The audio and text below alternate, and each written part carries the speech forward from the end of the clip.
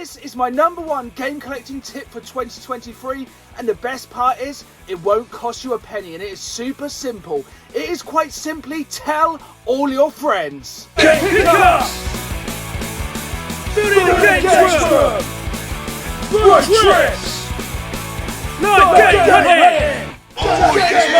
Hello again folks, and welcome back to this week's episode. And this week I'm sharing with you my #1 game collecting tip for 2023, and it is super simple. Simply tell all your friends. The thing is, with game collecting, you can't be everywhere, and the more people who know you collect, the more people there are looking for things for your collection. All of the pickups in this week's video have been either donated to me by friends or family, or found in the wild by friends and family, and I've just given them the money for. The thing is, the bargains are out there, but you can't be everywhere all the time. So if you tell all your friends and family, then there's more chance they can just find more stuff for you to add to your awesome collection. If you enjoyed this video, please hit that like button and please subscribe, as I put new videos out every Saturday live at 5, as well as bonus content like this one throughout the week, and I really want you folks along for the ride. Now, let's get into these pickups. This first pickup was picked up by my mum from her local charity shop. She knows I'm a massive retro gaming fan, so when she saw these copies of Retro Gamer magazine, she knew she had to pick them up. I think these were all 50p each, but the thing is about Retro Gamer magazine, it's not like it's really going to go out of kind of fashion. And the thing is, these are talking about games that are older, so even if you have older editions, it's not really that much of a concern. And the thing is, I think when these come out, they're about £3 or £4 each, and these are all picked up for 50p, so they are an absolute bargain. But let me know in the comments down below, do you still read Retro Gamer magazine? On a similar theme, I have a friend who often goes around charity shops like myself, and he knows that I am an avid collector of strategy guides. So whenever he sees a strategy guide, he will always ask me if I want it for my collection. This is just the advantage of telling all your friends. You have more eyes in more shops where you can't be all the time. So first up, we have this copy of The Elder Scrolls Oblivion. This was just £2, and guides like this are getting harder to pick up. Next, we have an absolute classic in Halo 3 strategy guide. The thing is, the strategy guide is becoming kind of a dead media, so these are going to get harder and harder to find. So now is the time to pick these up from your local charity shop. Finally, we have one of the oddest strategy guides I've ever seen, but for £1, I do want to pass this one up. The Disney Infinity strategy guide. But let me know in the comments down below, if you're a strategy guide collector, would you have added these 3 guides to your collection? With charity shops, we all know that video games can move super fast.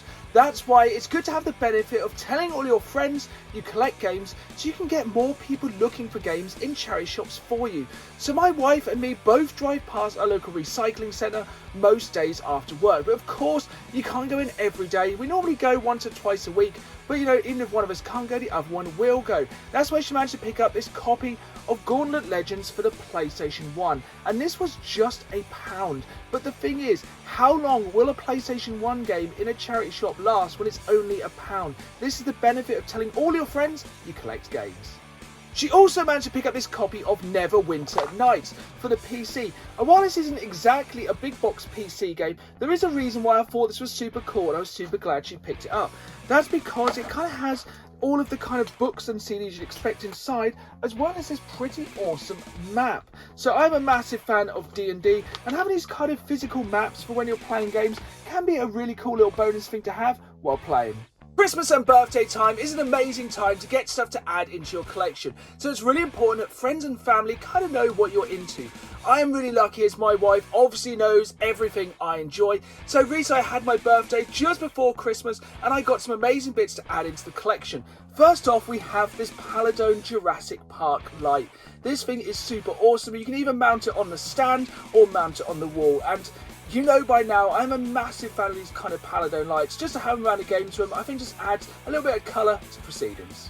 One of the biggest surprises on my birthday is that my wife picked me up this God of War Ragnarok Special Edition controller for the PlayStation 5. I may have dropped hints about this one for about 3 or 4 months as soon as I saw it up for pre-order, but I genuinely thought I'd missed out on this one. And that's the thing with a lot of these limited edition controllers, once they're gone, they get super expensive. And trust me, this thing is an absolute thing of beauty. But let me know, are you a fan of these limited edition controllers, or do you just go for the more traditional colours? Sometimes it can be really hard to buy actual video games for the gamer in your life, because if they're like me, they are constantly buying games. But my brother for my birthday really pulled out a banger with this one, the Atari 50 collection for the PlayStation 5. I would have my eye on this one for quite a long while, and I was really chuffed that he picked it up for me for my birthday. If you don't know, this is the definitive collection of Atari games. This even has Atari Lynx and Atari Jaguar games in it. I cannot wait to jump in this one and get some Atari nostalgia. My wife really spoiled me on my birthday and also got me this Cyberpunk Takemura figure. And most importantly, this is the third and final figure I need from this very limited set from Cyberpunk to complete the set. And these are the kind of things that I think need to get more collectible. When these first came out, a lot of people weren't a massive fan of Cyberpunk, so I'm really happy to add this to my collection now, before I think in the future, Cyberpunk collectibles are going to get much more expensive. My wife knows I'm a massive fan of action figures and a massive fan of both Cobra Kai and Teenage Mutant Ninja Turtles, and this is the crossover we didn't know we needed. This is an amazing figure set and this is going to look fantastic on the shelves. You can see we have Donatello and Johnny Lawrence. There is some really crazy Tmnt crossover figure sets, and this one is definitely one of my favourites. But trust me, I got even more awesome Teenage Mutant Ninja Turtles merchandise for Christmas, such as this Turtles in Time, Bebop and Rocksteady set. And this is probably going to start a new collection for me. I don't know if my wife knew what she was doing when she bought me this for Christmas, but now I really want to get all of the figures they made for Turtles in Time collection, because it is undoubtedly the greatest Turtles game of all time, and these are some of my favourite Turtles figures ever made. Sticking with the TMNT theme, my wife also got me this absolutely incredible postcard book back from 1989. And the most incredible thing about this is none of the postcards have been pulled out. And this is my favourite Turtles artwork. That late 80s look of the Turtles is just so iconic. And this is the kind of money can't buy gift that I love to add into my collection. This is the final gift I got from my wife for Christmas, and this is one of the craziest things I've ever seen. This is a boxed, complete box of Teenage Mutant Ninja Turtles the movie, tops, movie cards and stickers, and not a single one of these packets has been opened, and they never will be. The temptation to open these is so high. But for me, it's just the awesome fact of having these all boxed and complete and just having them in the collection. We're on to our final pickup this time, and this is one of the best examples of why it is important to tell all of your friends. One of my friends is a massive PlayStation 2 collector, and one of the ways he has built his collection is from buying bundles. He buys massive bundles of games, keeps the ones he needs for his collection, and sells the doubles. The thing is, he often gives me first dibs on these doubles, and I have managed to pick up some amazing bits for the collection using this method. These first few games are just games I don't think I've ever seen before, or are just slightly uncommon. So the first one is Power Rangers Super Legends. I'm quite a big fan of the Power Ranger games, and I don't think there's that many, so I definitely wanted to add this to my PlayStation 2 collection.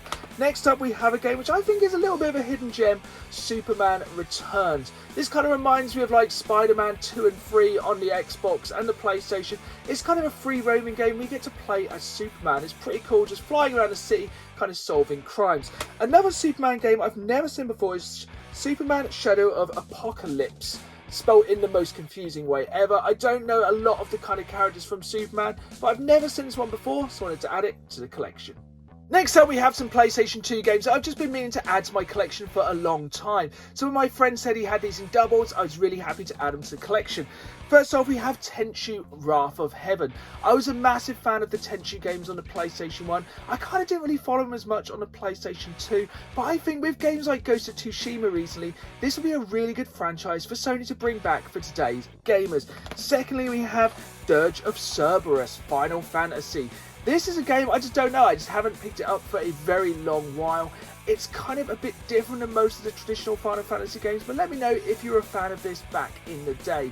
The thing is that a lot of the PlayStation Final Fantasy games aren't too expensive on the PlayStation 2, but they'll probably go up over time, so now is definitely a good time to add them to the collection. Next up we have some absolutely classic Rockstar games for the PlayStation 2.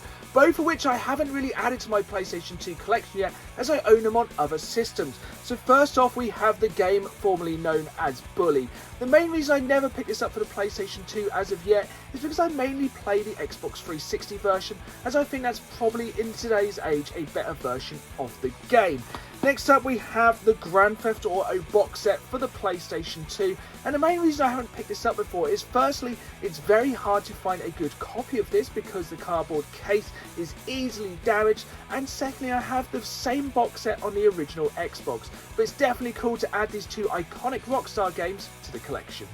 Next up, we have two absolutely incredible Simpsons games, one of which possibly being the greatest Simpsons game of all time. I'm of course talking about the Simpsons Hit and Run and also the Simpsons game, which while it isn't at a truly godly level of hit and run, it is still a really good Simpsons game.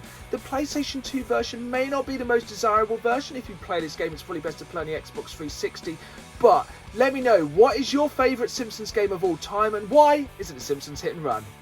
The final PlayStation 2 game I managed to pick up from my friend from his doubles pile is a really difficult one to get for the PlayStation 2. This is without a doubt one of the biggest franchises on the PlayStation 2, and this is one of the hardest games for that franchise to get hold of. It is Metal Gear Solid Subsistence. That's because this game has not one, not two, but 3 discs, and also you want to get the manual with this game.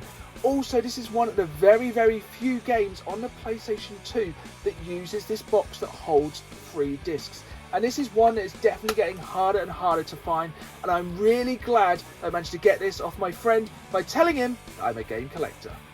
We're on to our final pickup of the episode, and hopefully this is the final piece of evidence you need to really show you need to tell all your friends. As I said, this is my #1 piece of advice for game collecting in 2023, and trust me, it pays off. This is the same friend who had all those PlayStation 2 doubles. I told him that I am collecting for the Mega CD. So whenever he goes into his local CX, which is about an hour and a half away from me, he knows to keep an eye out for Mega CD games. And I was lucky enough that he picked up this copy of Wolfchild for me for the Mega CD. This is the problem with collecting for more of the obscure systems like the Mega CD. These do not stick around long, and if you have more friends out there looking for games that are harder to find, there's more chance you can add them to your collection. This is why it is super important. It is my #1 tip of 2023 to tell all your friends. There we have it then, folks. That is the end of this week's episode, and I hope going into game collecting in 2023 you heed my words and tell all your friends. But maybe you're already kind of taking this tip and using it yourself. Let me know in the comments down below, what is the best thing you have ever received off a friend or family, or something that they've told you about that you've been able to add to your collection. I really want to hear about your stories and experiences, so let me know in the comments down below. I hope you've enjoyed this video. If you did, hit that like button, subscribe, and as always, keep playing the game. See y'all soon.